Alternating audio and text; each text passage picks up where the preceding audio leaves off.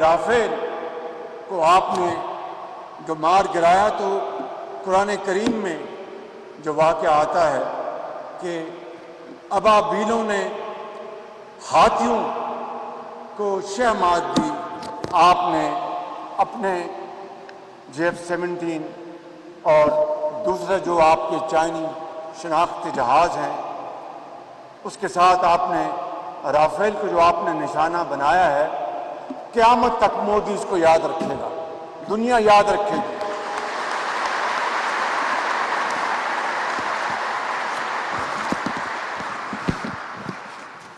اور اسی حوالے سے قرآن کریم میں آتا ہے کہ الم تری کیف فعل ربک باصحاب الفیل الم یجعل کیدہم فی تضلیل وارسل علیہم طیرا ابابیل ترمیہم بحجارۃ من سجیل فجعلہم کعصف مأکول۔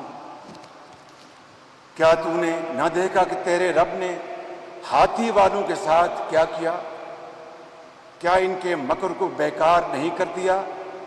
اور ان پر پرندوں کے جھنڈ بھیج دیے جو انہیں مٹی اور پتھر کی کنکریاں مار رہے تھے، پس انہیں کھائے ہوئے بھوسے کی طرح کر دیا۔ آپ نے کھائے ہوئے بھوسے کی طرح کر دیا، آپ نے کھائے ہوئے بھوسے کی طرح کر دیا، آپ نے کھائے ہوئے بھوسے کی طرح کر دیا۔ تاریخ انہی الفاظ میں یہ جو مقابلہ ہوا ان رافیل کا یاد رکھے گی۔ میری قوم کے بیٹوں اور بیٹیوں، آپ نے اس عظیم فتح کے حوالے سے امام عالم کی یاد تازہ کر دی، آپ نے سیسل چودھری کی یاد تازہ کر دی، آپ نے سرفراز رفیقی کی یاد تازہ کر دی۔ ان کی بہادری اور شجاعت کے قصے آج پوری قوم کی زبان پر ہیں۔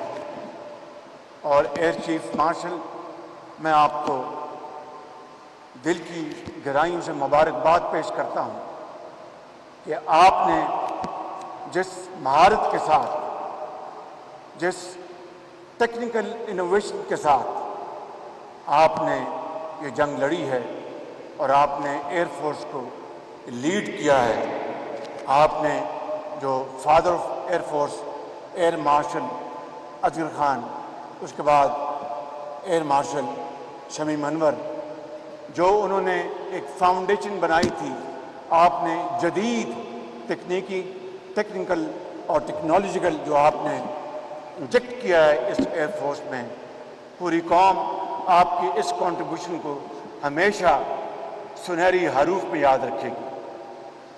میں یہاں پر یہ بھی عرض کرنا چاہوں گا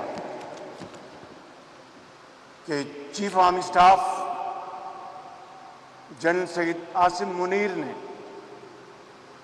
جس طریقے سے اس پوری جنگ کو لیڈ کیا، ہماری آرم فورسز کی قیادت جو یہاں پر بیٹھی ہے، اور یہاں پر ایئر فورس کے جو شاہین بیٹھے ہیں، بحری فورس کے ہمارے جو وہ جوان ہیں، اور بری فورس کے، اس طرح کی کوآرڈینیشن، اس طرح کی مشاورت شاید اس کی پاکستان کی تاریخ میں پہلے کوئی مثال موجود نہیں ہے۔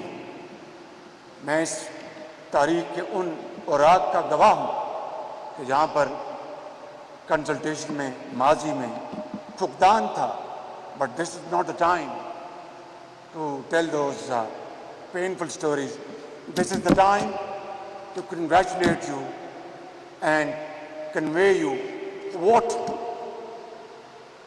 the international community feels about you.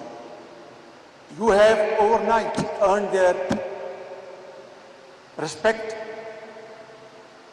grudgingly or otherwise, through your outstanding performance, which is unmatched in the annals of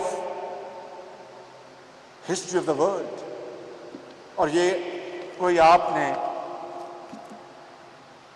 آرام سے یہ گر نہیں سیکھے، دن رات آپ نے اس کے لیے محنت کی ہے، آپ کے والدین نے آپ کے لیے دعائیں کی ہیں، اور دن رات آپ نے محنت کی اور وطن کے जज्बे से सरशार जुग्राफियाई सरहदों को बचाने के लिए, प्रोटेक्ट करने के लिए, डिफेंड करने के लिए जान को हथेली पर रखकर हमारी आर्म फोर्सेस ने ये जंग लड़ी है, ये अजीम कामयाबी अता फरमाई। इस जंग में फ़र्क क्या था दुश्मन और हमारे दरमियान? हमने सब्र, तहम्मुल और बर्दाश्त का दामन नहीं छोड़ा और ये फैसला किया कि दुश्मन ने हमारी अमन की पेशकश को जिस घुमंड में ठुकराया, हमने फैसला किया कि अब दुश्मन को जवाब देंगे। बहुत सोच समझकर दुश्मन ने अपने हमले में इन नन्हे मुन्ने बच्चों को शहीद किया। ये वो फूल है जो खिलने से पहले मुरझा गए। ये वो अजीम पाकिस्तानी बनने वाली रूहें हैं जो कि आपकी तरह पाकिस्तान की सालमियत के लिए हर चीज़ कुर्बान कर देते। दुश्मन ने इन मासूम बच्चों को, माँओं को, जवानों को निशाना बनाया जिनका कोई कसूर नहीं था, मगर हमने इन दलेर सिपा सलारों ने दुश्मन के जो फौजी तनसीबात थी उनको ऊपर ठीक ठीक निशाना लगाकर दुश्मन के औसान खता किए और उनके होश गुम हो गए। मैं समझता हूँ कि वतन के लिए हमारे जो जवान वतन के लिए जान दे गए, जान की कुर्बानी दी उन्होंने, क़यामत तक उनकी कुर्बानी को कभी भुलाया नहीं जाएगा। और मैं उस खुदाए बुजुर्गो बरतर को गवाह बनाकर कहता हूँ, मेरे अजीम शाहीनों, कौम के बेटों और बेटियों, कि आपकी कुर्बानी को न मैं न पूरी कौम कभी फरमोश नहीं करेगी और इसकी लाज रखेगी। जिस तरह आपने पाकिस्तान को इस जंग में अज़मतों की इंतहा तक पहुंचाया, मैं खुदाए बुजुर्गों बरतर की कसम खाकर कहता हूं कि हम सब मिलकर हम पाकिस्तान की मट्टी की और आपकी इस कुर्बानी की लाज रखेंगे और पाकिस्तान को सही मानों में कायदे आज़म पाकिस्तान बना के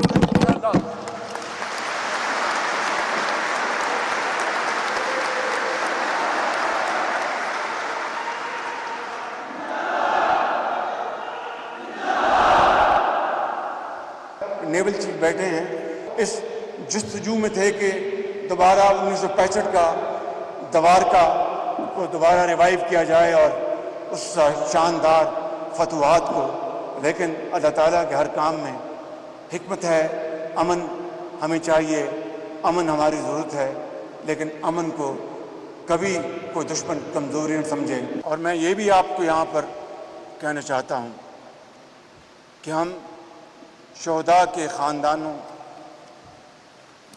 कि जो कि कोई एहसान नहीं, फ़र्ज़ है, फ़र्ज़ अव्वली है, उनकी कफ़ालत के लिए पूरी तरह हम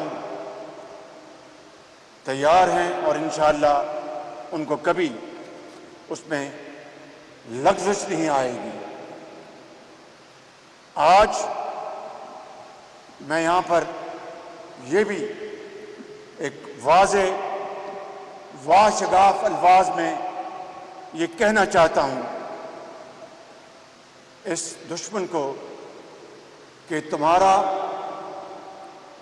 जंगी जुनून का बुखार उतर चुका, ख़त्म हो गया। अब अमन की बात करो तो उसके लिए हम तैयार हैं और इस अमन के लिए जो लाज़मी शराइत हैं वो तुम्हें अच्छी तरह पता है مگر میں دوبارہ ذہن نشین کرانا چاہتا ہوں کہ مقبوضہ کشمیر کے عوام کو ان کا حق کے خود ارادیت کا اقوام کشمیریوں کی جب تک کہ ان کو ان کا حق نہیں مل جاتا، آئیں اس کے لیے بیٹھ کر بات کریں تاکہ یہ وہ ایشو جو کبھی بھی دوبارہ جنگ کی آگ کو بھڑکا سکتا ہے اس کو ہمیشہ کے لیے ختم کریں۔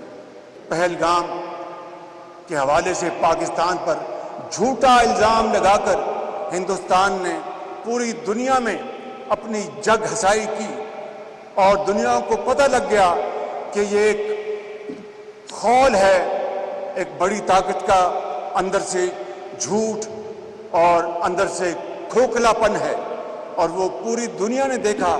اور آج آپ نے دیکھا کہ الحمدللہ دنیا کی ایک جو اکثریت جو پاکستان کے موقف کے ساتھ کھڑی ہے کہ ہم نے کہا کہ آئیں ایک شفاف اور ایک ٹرانسپیرنٹ اس کی تحقیق کرا لیتے ہیں، اس کے بدلے میں ہندوستان نے جو حملہ کیا اس کی ساری بات میں کر چکا ہوں۔ تیسری بات آپ نے کی کہ trade and terror they don't go together۔ تو یہ دہشت گردی کس نے کی؟